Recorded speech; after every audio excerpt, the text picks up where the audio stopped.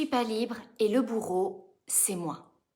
5 prisons invisibles que je me suis créées et comment je m'en suis sortie. Je croyais que c'était mon boulot, mon passé, mes parents, mon ex, mes chefs, la société qui m'emprisonnait. Mais non, en réalité, le vrai bourreau, c'était moi. Je disais je veux être libre, mais dans le fond, j'étais surtout enchaînée à des croyances que moi-même j'avais ancrées.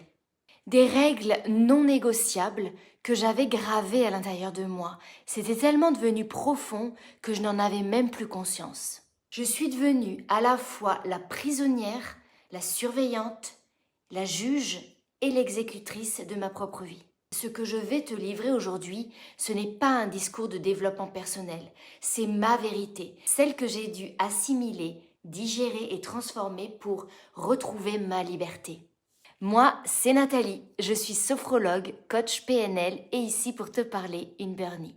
Depuis 2019, j'accompagne celles qui vivent le stress, la suradaptation et l'épuisement à reprendre leur pouvoir personnel et à réinventer leur vie à leur façon.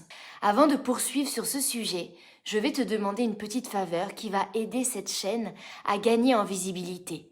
Si mes vidéos t'apportent de la valeur, alors abonne-toi à cette chaîne YouTube, partage-la autour de toi, viens apporter ta contribution dans les commentaires. Je te remercie sincèrement. Alors, voici mes 5 croyances, mes 5 prisons et mes 5 libérations.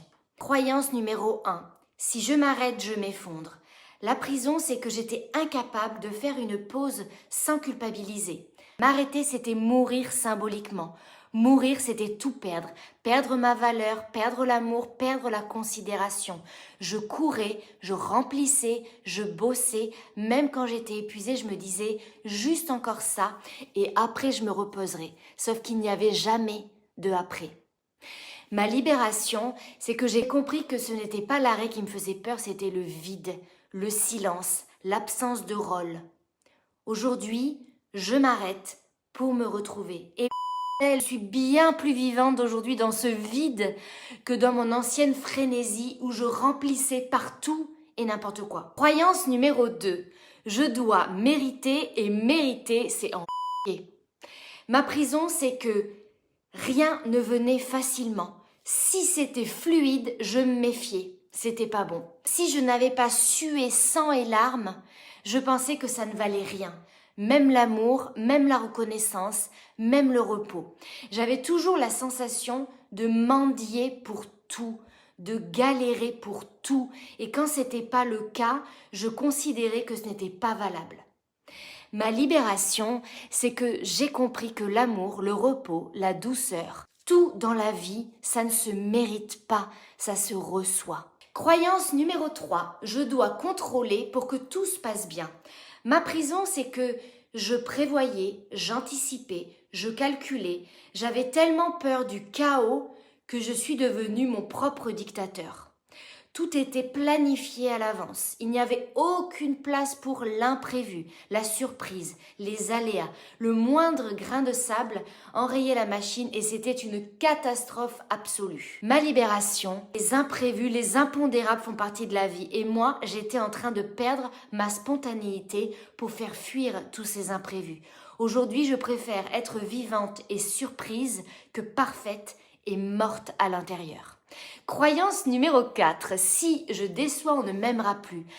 Ma prison, c'est que je suis devenue caméléon, toujours adaptable, toujours comme il faut. Je ne disais pas ce que je pensais vraiment, je disais ce qu'on attendait. Plus que tout, j'avais peur de passer pour une mauvaise personne et de décevoir.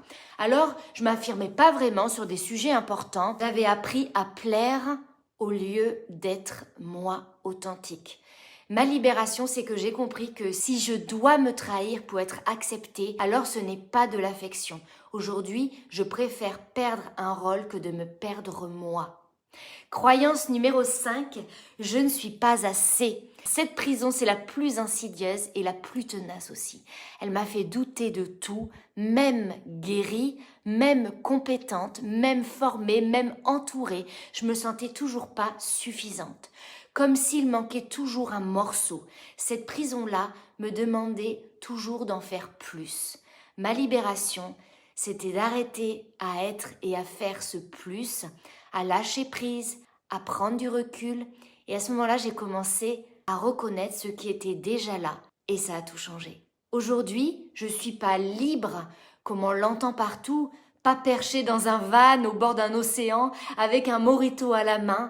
Je suis libre parce que je me suis pardonnée. Je suis libre parce que je me suis regardée en face. Je continue de casser une à une ces croyances. Faut pas croire en fait. Encore aujourd'hui, c'est le travail de toute une vie. Je ne veux plus être mon bourreau. Je m'emploie à devenir mon meilleur soutien. Et toi, dis-moi dans les commentaires, quelle croyance t'a le plus enfermé aujourd'hui et laquelle tu choisis de libérer maintenant. On continue de se dire la vérité parce qu'elle seule peut nous rendre vraiment libres et vraiment vivantes. Et pour aller plus loin sur ce sujet, on se retrouve dès lundi dans la newsletter. Tu trouveras le lien dans la description. À la semaine prochaine!